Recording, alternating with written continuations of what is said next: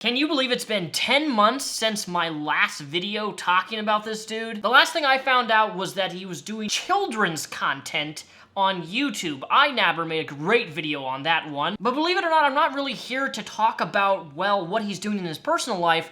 I'm here to go into round 2 on his secondary book, as I promised last year, when I reviewed his very first book, This Is Why I Hate You. This is the second book in the series called A Stones to Abbigale. I know you guys thought that I forgot, but as promised, I am going to go through all 4, I think actually no, 5 books of his, read through it, review it, give you my perspective on his masterful writing skills. I will be honest though, there are a smidgen, a microscopic hair of improvement. Number 1, something I really liked, is that there's actually page numbers. He listened to the recommendation. Everybody was complaining in his last book there was not a singular page number, and there's actual page numbers. Oh my gosh. But as you can probably see, I also spilled coffee on this. Not that I really care. This book was well deserved. In fact, after this video is done, I may use this as some additional toilet paper just for a little extra screw you, if you know what I'm saying. But before we begin any further in this absolute monstrosity of a book, special thanks to the sponsor of the channel before. You've heard of them before. Raid Shadow Legends. Raid Shadow Legends takes gaming to a whole new level on mobile and desktop PC. With the most top-of-the-line graphics, my top 3 champions of this game is the powerful Grappler, the terrifying-looking Gladiator, and short but powerful, the Mountain King Dwarf. I've been using these champions to play through PvP, fight dungeon bosses, play through the campaign, but also it's Raid's 3rd year anniversary. Right now is the best time to start playing Raid. Hit that link in the description box or scan my QR code and you're gonna get a special birthday package worth $40 and free 3 champions all at once. Mystery Cord, Tiger Soul, and Romorno, plus 10 Magic XP brews, 10 Force XP brews, and 10 Spirit brews. All of this stuff will be located right here and will be only available for the next 30 days and for only new players. Oh, and if you use this promo code 3 years Raid, you're gonna get a bonus worth $25. Support the channel, click the links. So just like my last video, I'm going to read parts of this book out loud to you, kind of in a dramatic reading fashion. And in between these reads that I do, I'm just going to give you context of the story because this book in total is 178 pages exactly. And the events that happen in this book are just kind of scrambled, but hopefully with my dramatic readings of these segments, you'll get all of the understanding that you need for this book, because these very big events that happen in this short amount of time are life-changing. You are going to be so moved, inspired, influenced, and you're gonna go to Amazon after this review, you're gonna buy this book just so you can burn it. Or if you're like me, you bought this off eBay, so you're not actually giving the dude money directly. On the very first page, it says, from the author, I want to be direct. My name is Greg. I go by Onision online, and this book is made up of events that occurred in my own life mixed with fiction from the made-up life of James. James is essentially a better version of myself. His home, his school, his life all resemble my own at his age. The people James analyzes as and is surrounded by are not so unlike those I've known as well. I have experienced much of the loss James has. However, his happier moments are more often than not also mine. At one point, I cried writing about this book to others. I laughed. And Stones and Abbigale is not just a book I wrote, it is a piece of who I am. Wow. Holy crap, son. Could you, sorry for the brightness. I look like a ghost. I have 3 gigantic windows in this apartment, so it's just even though I adjust the lighting, it's really bright. It wouldn't be the first time people call me Casper the Ghost, because I am a white cracker. Am I allowed to say that on YouTube? Oh well. The majority of this book takes place at his high school, where he is infatuated and obsessed with a girl by the name of Abby. But even before Abby, the character is introduced here. On page 3, it says, for as long as I remember, I've enjoyed seeing how other people move around and talk to each other. Like they're all animals at a zoo. I would try to deliver a more accurate analogy if I were there.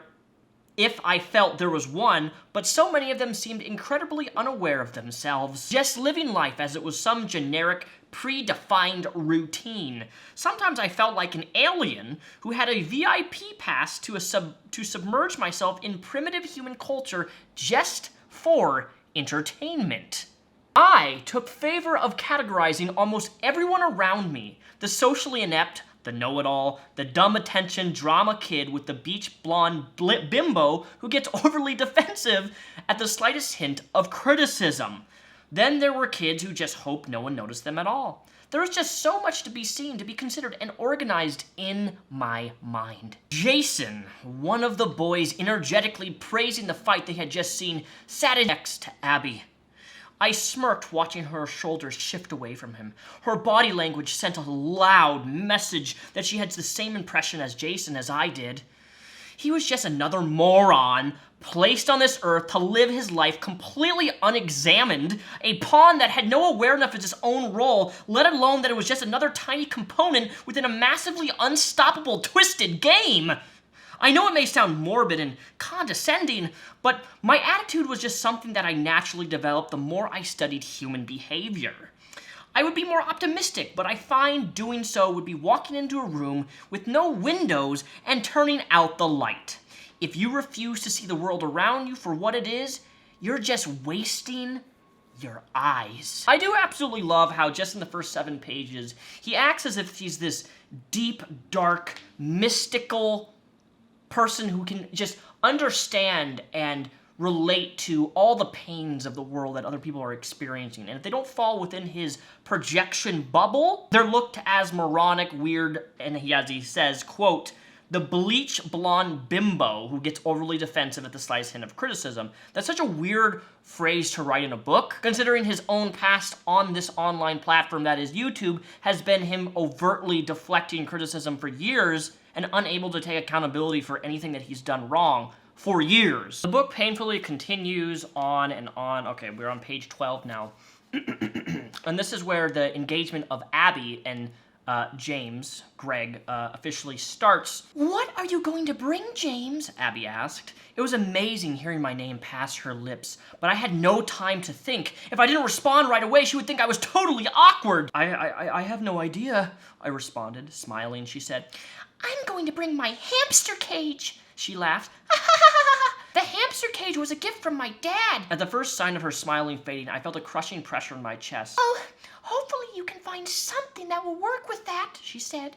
I couldn't help but feel like a total jerk despite not even knowing what I did wrong. I had this overwhelming urge to fix how she felt, so I took a gamble. Abby's laughing just trailed off, and then she paused. Well, I guess I could always bring that weird vibrating thing my mom hides in her drawers that's wrapped up in cloth, I said. She busted out laughing hysterically with a huge grinned smile on her face. I was so happy I could see her smile again. Ew, James! She continued to laugh as the extent of my grin began to stress my cheeks. I couldn't remember the last time I felt this way. Abby's laughing trailed off and she paused, turning to me and she said, You didn't actually, your mom's. I responded, No, I wouldn't do that, but I'm glad it made you laugh, she responded to a soft laugh. You're more goofy than I imagined, James.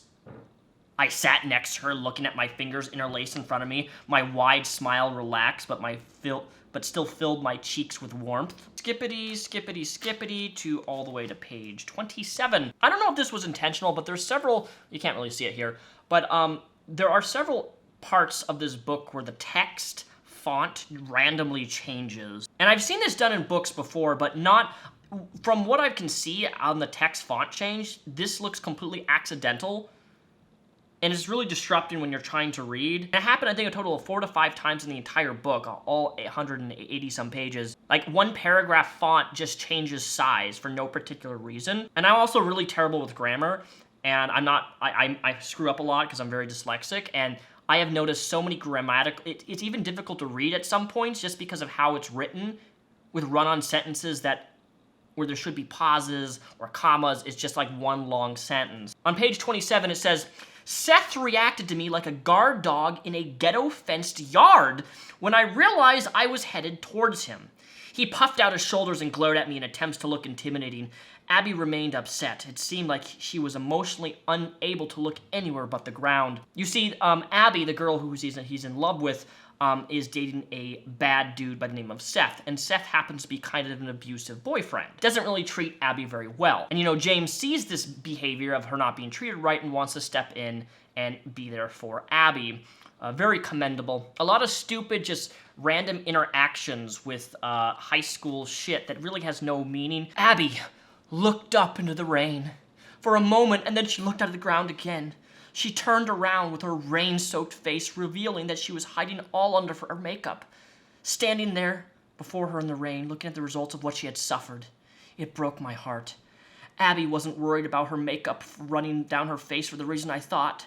She was afraid of what I would think when I saw the bruises on her cheek. "Do you see them?" she asked with a quiver in her voice. Without restraint, I responded with the first thing that came to my mind. "I see a beautiful girl who I very much enjoy walking with in the rain." Despite her face being covered in falling drops of water, I could clearly see the tears from her eyes start to fall. Her head fell forward as she began to shake, her tears falling almost in sync with the exact raindrops down her cheeks. I walked up to her, and I put my arm around her side, and I walked with her to the rest of the way home. I'm not normally the type of person to be deeply impacted by dreams, as more often than not, I can control them. Ooh. I can recognize the fact that I'm in a dream and twist things around so whatever is making me afraid becomes afraid of me. Yeah, that's totally a normal thing to do in dreams. This tactic, however, could not possibly work in a soon-to-be nightmare, as there was no living monster waiting around the corner. There was no emotion in this machine that was about to reveal itself to me. I could only watch it without a physical form. I was just a helpless spectator in my own mind. I watched Abby laughing in a field of grass, which would look like gray grass instead of green. "Abby, you have more pain in your life than I can imagine. I hear it in your voice. I can see it in your eyes and in the way that you move. I just want to see you smile again without there being an ocean of wall of tears behind those eyes. It's so painful to witness. I want to hear everything you have to say. I want you to find a way to heal the damage done until you can forget it ever existed. You do not deserve this treatment, Abby." "I was wrong, but here I am, and I will be as long as you let me," I said. She wiped tears and struggled to speak. "The reason you saw what you did, in my eyes, in my voice," she continued to struggle as she cried. "You saw the bruises that my ex gave me. You wanted to know everything." She paused to wipe her tears again. I listened carefully as she continued to speak. "James, I haven't been beaten just once or 2 or 3 times," Abby said as she looked at me with every word which was agonizing to her to say. With tear-soaked eyes, she continued, I've been violated beyond that, James, by people who call me their friend. People I trust took advantage of me, and that killed so much of who I am, who I was." Her face consumed with stress. Her body shook in the message, and her body shook, but she managed to continue. "My mother abandoned me and left me with my father, who doesn't even care if I live."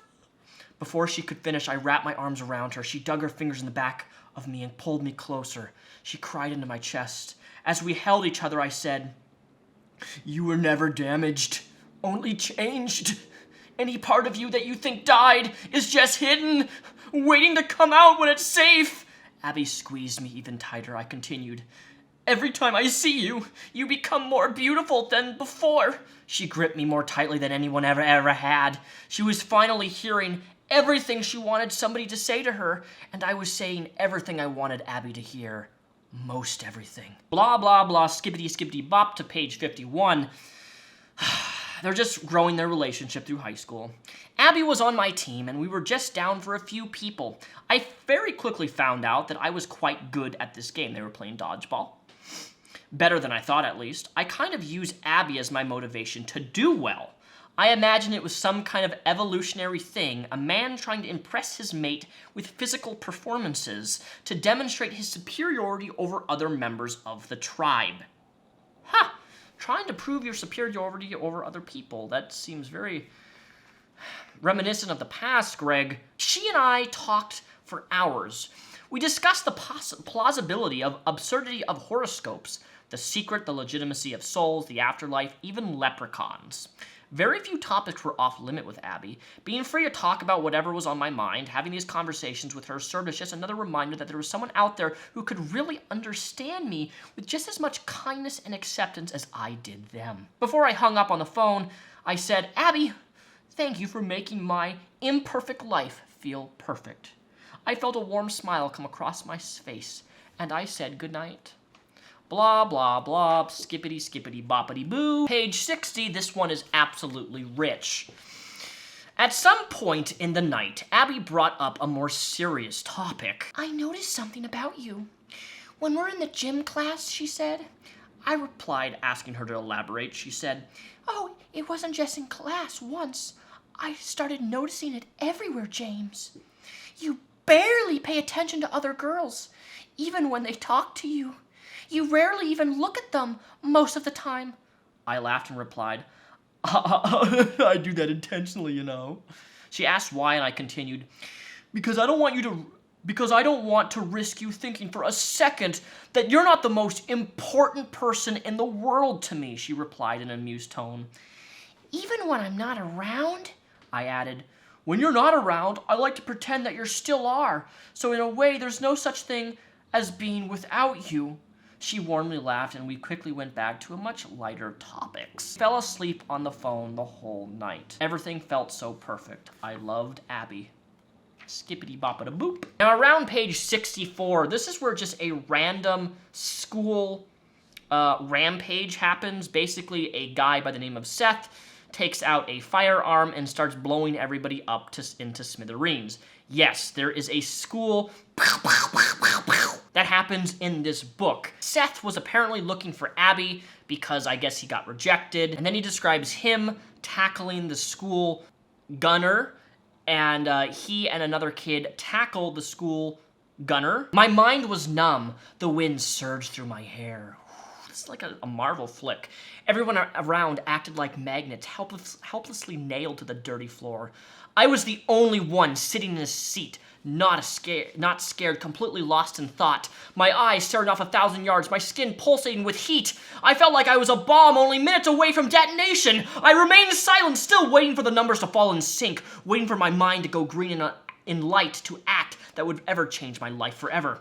I had a moment of abnormally intense clarity. Seth had irreversibly lost his mind. I could only suspect that he would likely blame his broken state on Abby after their last encounter. As I approached the school, I could see the freshly fallen bodies by the door, exactly where Seth walked out as our bus left. I could tell that Seth was eliminating people through the neck and the head, leaving little for medics to work with. I shot forward like a cannonball being fired on a long-awaited enemy.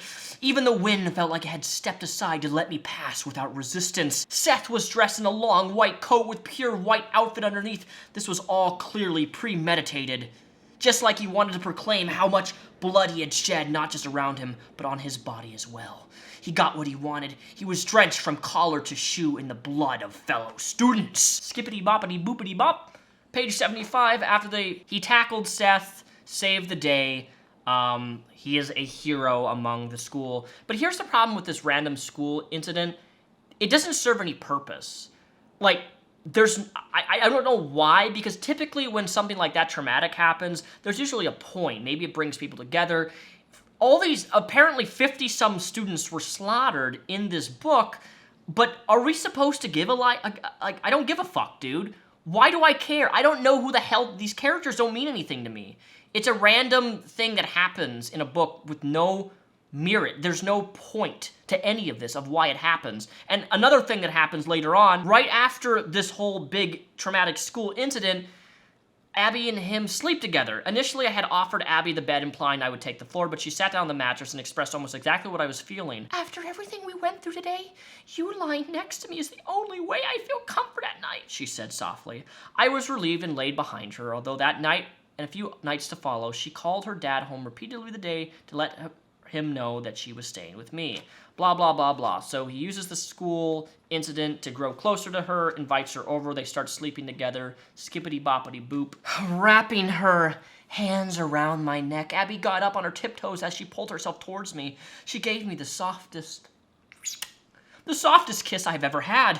A surge of electricity shot between us. It felt like she was melting into me, that we were somehow in that moment becoming one. As we continued to kiss, a tiny thought loomed in the side of my mind. It's as if the air itself had stopped and to soak in the moment. Then Abby goes home to her dad. We find out her dad is super abusive. Her dad also then attacks James Gregg because he tries to get in the way of the father and daughter having an interaction, and it went really negative, and apparently he's like an alcoholic or whatever. Then they're sitting outside. 30 minutes passed away, and Abby and I were both sitting on the ground as her father sat in the back of a K9 SUV now parked in front of Abby's house. Abby and I rested on the bed cover, still wearing shoes and everything. My mind was too distracted about what happened. Breaking the silence, Abby said to me, "You're the most loving and selfless person I've ever known."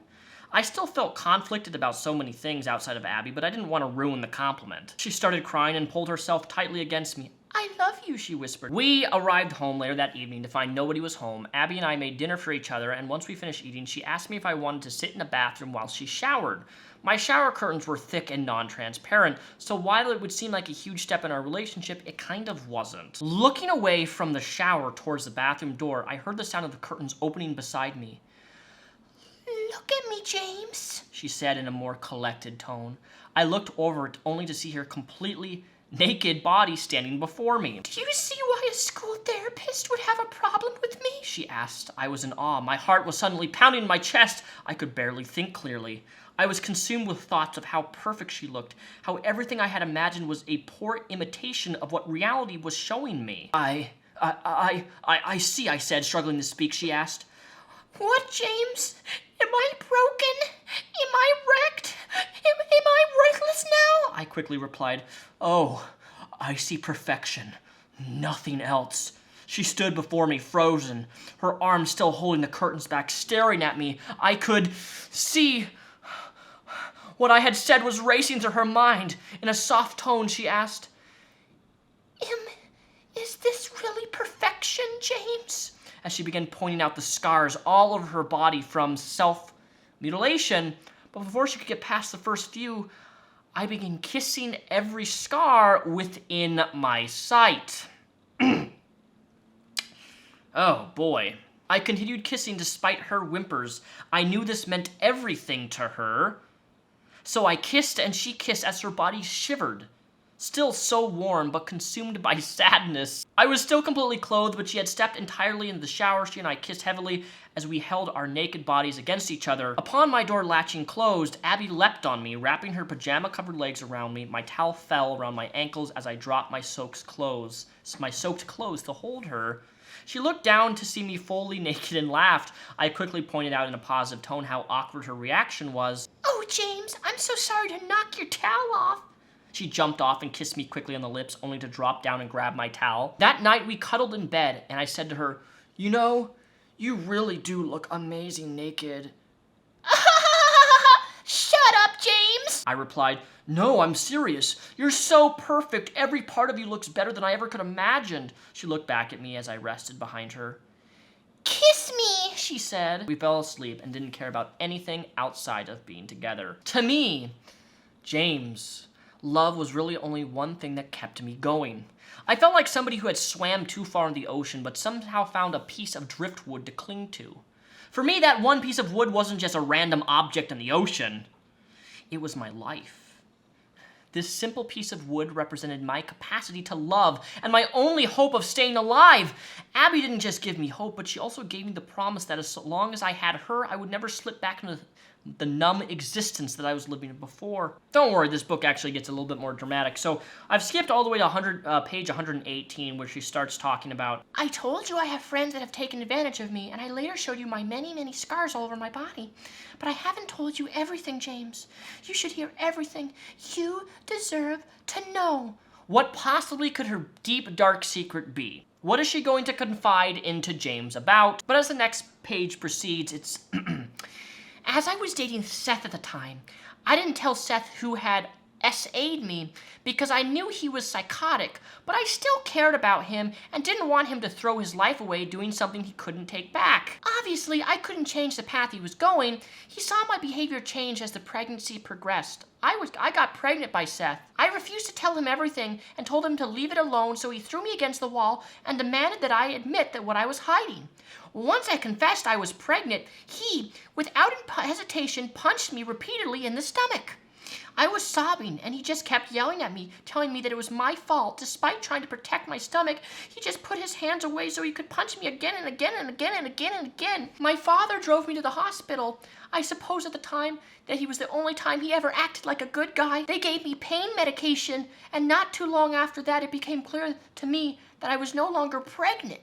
I felt like everything was my fault, James. I looked in the mirror and saw somebody who was broken, damaged beyond repair. James is Abby's sole dependency. And this is such an unhealthy, I know this is kind of hyper-realistic that I'm describing this situation here, but it's really unhealthy the way that he describes the relationship that he has with characters in this book, specifically with women, because in every incident of him being in a relationship with a woman, they open up, they confide in him, and then he takes that and uses it as a comfort mechanism to, be there for that person while simultaneously glorifying them and making them out to be this perfect person, this love bombing aspect. And it's really important that I mention is that love bombing is a really, really true manipulation tactic that is used by women and used by men to essentially get people to open up, take advantage of them, and then later use that same information that they can open up and confide it into against them. That is something that James has done on multiple different relationships of his past, but we already know that, but it's really telling to see this type of behavior also exhibited in the book itself. His relationship with women in the books he writes is very strange. Making love to Abby initiated my senses and thoughts beyond what I knew was possible. We awakened on a new plane of existence in ourselves emotionally, physically, intellectually, spiritually. We found ourselves living in a state of mind we hadn't imagined before, discovering that we could only be found between two people who passionately loved each other. Our souls touched each other. Skippity boppity boop. On page 133, he fights 4 different bullies, and I'm just going to read this part of it because it's just ridiculously pathetic. As if it was well-rehearsed sequence of moves, I twisted my thrust to my fist into another jock's throat. Now, having successfully completed 3 moves on 3 unsuspecting targets, Jason's last friend in the group struck me as I expected, landing a punch on the side of my head. I reacted by spinning as I fell to the ground to deliver a sweeping kick on the 4th and final target, knocking him on his back as well. This one was larger than the others, so I made sure he would stay down by stomping on his balls before he could ever recover. Now I had successfully reduced the odds of victory over me. I only had Jason to deal with. He began to overpower me despite strategically pinning him so frantically, pinched the tip of his nose on my strongest 2 fingers, and as he turned to me over with his other hand, I punched the base of his nose repeatedly until I finally felt it pop. Jason quickly fell to the ground, screaming in agony. His reaction allowed me to stand up just in time for the security guards to reach us. So he beat up these 4 guys who wanted to pick a fight. Wow, so amazing. And then the last 30 pages of the book is very odd. So on page 144, they're driving on a road with their friend Davis. And what happens is there's a guy on a bridge over like a highway pass, and the guy jumps off and tries to not alive himself. Now, his friend Davis sees this and jumps out of the car to try to rescue this guy who just jumped off a bridge. And while simultaneously trying to rescue the guy jumping off the bridge to not alive himself, his friend Davis gets hit by a car and instantly dies. Davis was really not mentioned at all into this book until the very end, which apparently Davis is like James' best friend who sacrificed himself on somebody who attempted to not alive themselves. For whatever reason, we're supposed to give a living shit about this guy who tried to stop somebody from... The way that it's written, when I read this segment of the book, I couldn't tell if it was Davis who jumped off the bridge or if it was a random person who jumped off the bridge. And I had to read it because it was so terribly written and structured. The way that he described the scene is that they're driving, they witness this guy jumping off a highway bridge or whatever, and he gets hit by a car. And then Davis gets hit by a car. Then after they cry for a few days and are over it very, very quickly, as their coping mechanism seems to be almost 24 hours and they're okay, Abby confronts James and tells him something very personal about the guy who did the school. And Abby admitted that she told somebody who wound up being a school gunner that she wished everybody would disappear. She didn't tell him to kill anyone, I told myself. She didn't say she actually wanted him to do anything. So Abby told James that she felt as if she was responsible for the school gunner because she told that school gunner that she wished everybody in her class would disappear. So that was the motivating factor for her ex-boyfriend to go around and take innocent lives. James sympathizes and asks herself, who hasn't wished somebody wasn't there? Who hasn't wished they were all alone when they feel like everyone around them doesn't understand them? This is page 163. He says, you didn't want anybody to die, you just wanted everybody to be alone so nobody could judge or hurt you anymore. That's not uncommon, and you did nothing wrong. She let out a loud cry of relief and wrapped her arms around me. I kissed her on the neck and held her whole body. She kissed me passionately, smiling whenever our lips were seconds apart. She felt accepted and relieved. I chose happiness. Outside of that, and I'm not kidding, the last 20 pages, the school burns down for whatever reason, and they're very upset and traumatized. So in the span of 170 pages, you have a very destructive gunner who walks into a school, takes 52 students' lives, then his best friend gets hit by a car, automatically dies, and then their school catches on fire, but Abby and James fall in love and are happily ever after. That's the book. I saved you $7. Now, if you don't mind, I am going to go do some duty. After all, today is 420, and I need to be experiencing the,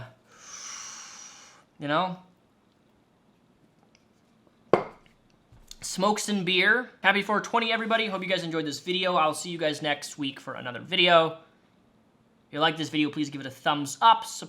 All my social links are linked down below in the description. And if you like video games, subscribe to my gaming channel because I'm going to be doing some vlogs on there relatively soon.